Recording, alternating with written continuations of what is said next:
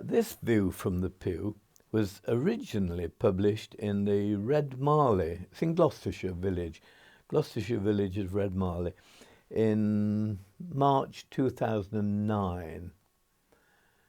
And I was musing about technology and the world in general, and thought about how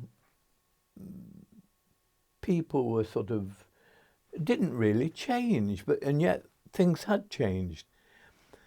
And I'd noticed that every generation believes that theirs is more capable and more knowledgeable than the previous one. And I really don't think that's true. But then, as every generation ages, they seem to realise that humanity has not changed, and that the world is actually slowly filling up with gadgets. So technology is changing, but humanity doesn't seem to change. I wrote then that we now, and we did of course at that time, have the internet where users can create characters in which they see themselves as an avatar in electronic cyberspace. They can create a world in which their own avatar interacts with the avatars of other internet users, and that in this cyber world, the constraints of the real life are non-existent. Many people, I think, thus find the cyber world more pleasurable than the real one. I don't know if that's a good thing.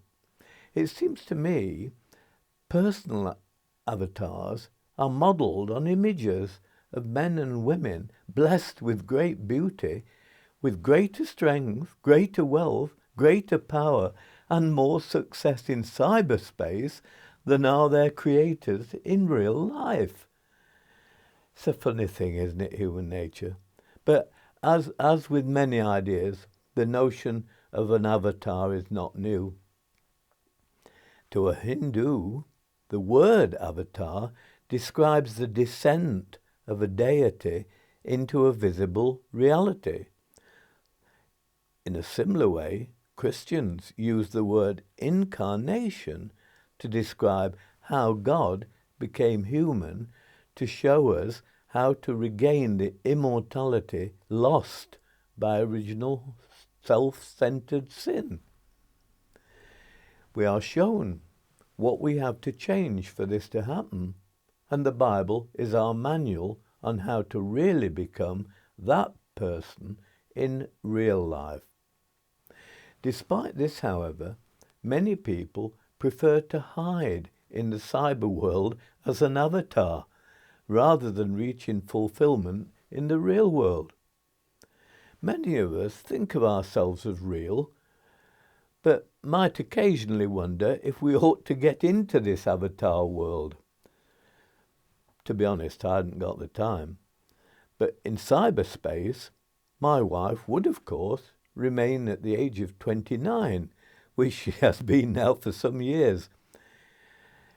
In addition, I would find boundless stores of energy to sharpen my wit and increase my knowledge.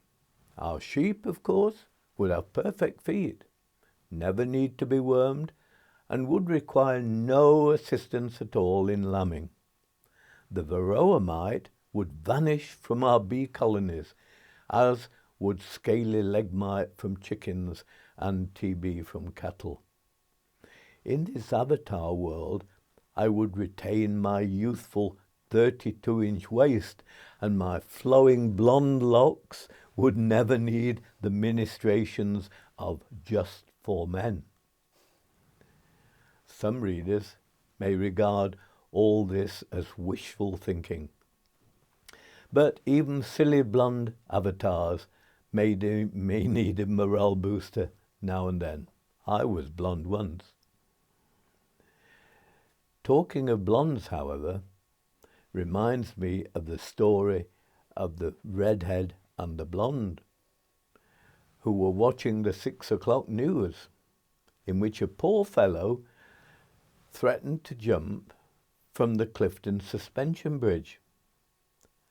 The redhead said, "I bet you a tenner that he'll do it." The blonde disagreed and took the bet. A few moments later, he jumped. After a stunned and silent reflection, the redhead said, "Look, I'm terribly sorry, I really am sorry, but I can't take your money because I knew he was going to jump as I saw it on the 5 o'clock news." The blonde, however, replied, "Oh, I saw it on the news as well, but I didn't think he'd jump a second time."